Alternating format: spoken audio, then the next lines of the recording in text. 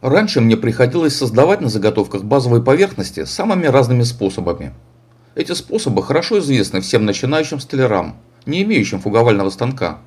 Но теперь все будет иначе.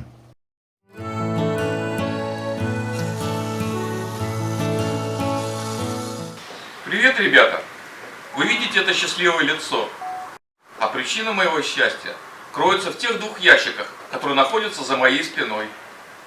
Давайте вместе сейчас распакуем эти коробки и посмотрим, что там внутри.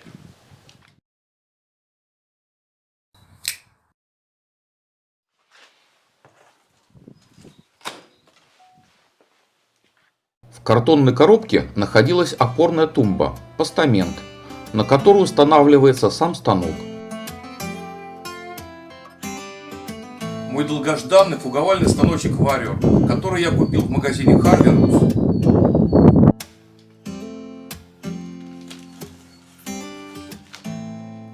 Все детали станка были отлично упакованы и имели консервационную смазку.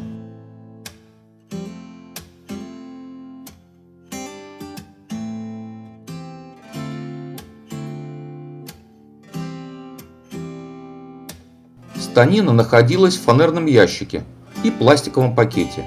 В этом же ящике я нашел механизм параллельного упора и сам параллельный упор для фуганка. Места в моей мастерской для распаковки не нашлось, поэтому распаковку производил на улице. К станку прилагается бумажная инструкция на русском языке.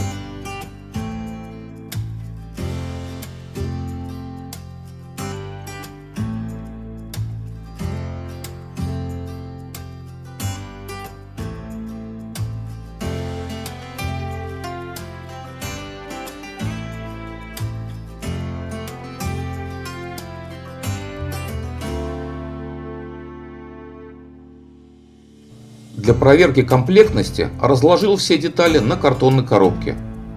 Порадовало наличие запасного клинового ремня и второго комплекта ножей для фуганка.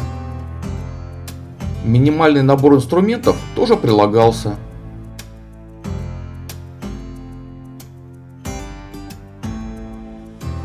Перенес все детали фуговального станка в мастерскую.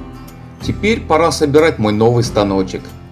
Фуговальный станок Warrior модели W109DL я выбрал в том числе и за великолепный дизайн, который лучше всего вписывается в мою мастерскую, оформленную в стиле Black and White. Но дизайн это не самое главное. Удобные, регулируемые по высоте опоры позволяют поставить станок в любом месте. Мощные пластиковые колеса дают возможность перемещать тяжелый станок по всей мастерской. Специальная педаль с передним колесом исключает необходимость прикладывать усилия при перемещении станка внутри помещения. Поставляемый вместе с фуганком комплект инструментов позволяет выполнить большинство операций по сборке станка, но все же для настройки вам лучше иметь дополнительные инструменты, такие как набор головок и набор шестигранников.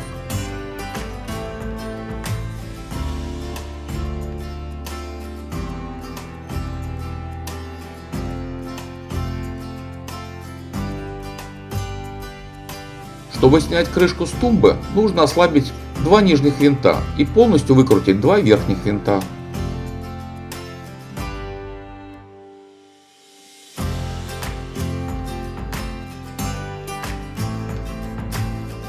Водрузив станину на тумбу, я прикрутил 3 удлиненных винта. Советую начинать наживлять винты, начиная с той стороны, где расположен вывод стружки. Там отверстие для резьбы находится под наклоном, и придется использовать вороток с головкой.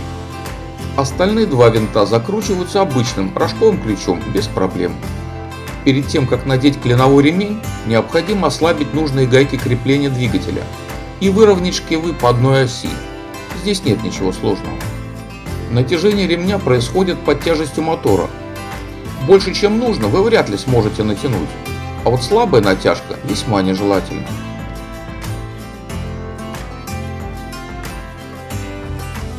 Ставлю крышку на место и фиксирую винтами. Настало время пробного пуска. Нужно проверить работу двигателя перед снятием заводской консервации.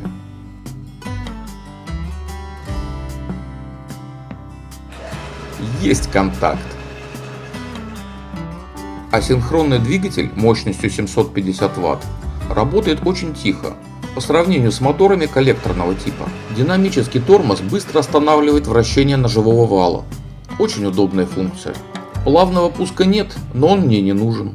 Теперь можно снять консервационный слой с чугунных поверхностей станка. Для этого буду использовать ацетон.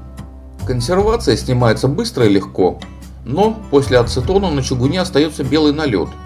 Я его буду удалять более мягким растворителем.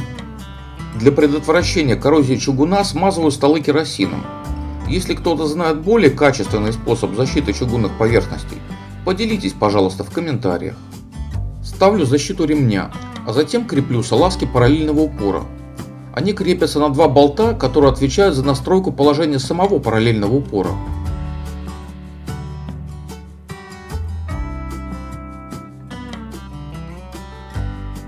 Устанавливаю параллельный упор фуговального станка и фиксирую специальными винтами. Людям, не имеющим опыта и специальных знаний, таким как я, будет сложно осуществить полную настройку параллельного упора. Здесь нужно проявить терпение и обращаться за помощью в сложных ситуациях к продавцу и опытным мастерам.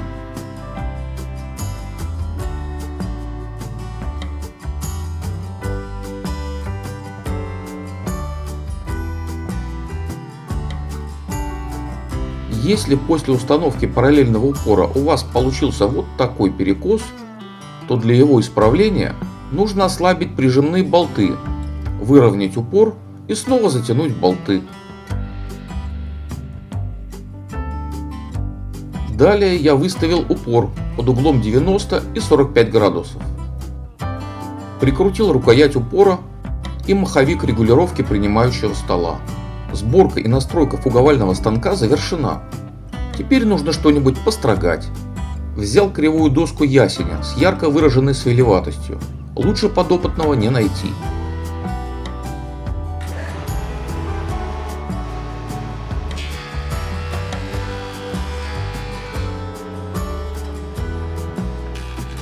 Пользоваться заводскими толкателями не очень удобно. Буду колхозить свои.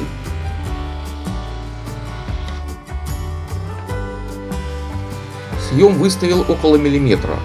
Точное значение определить трудно из-за дюймовой шкалы.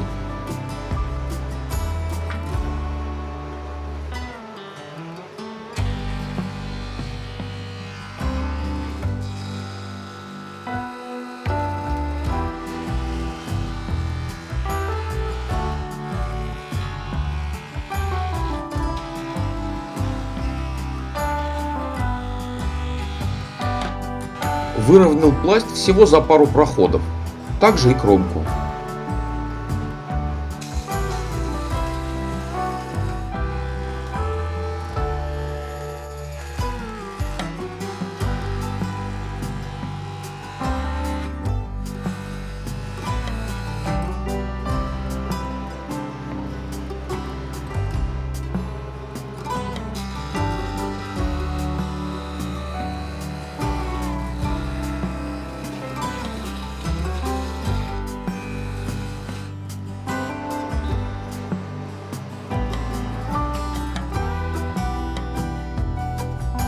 Проверил лекальным угольником. Результат великолепный.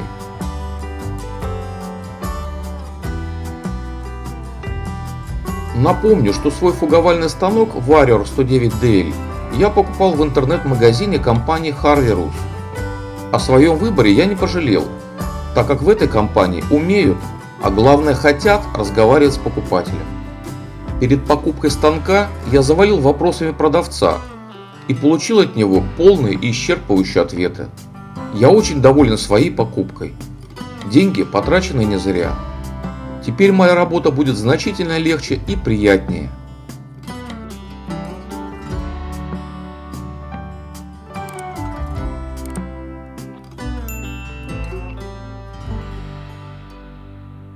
Всем спасибо за просмотр, всего доброго и до новых встреч!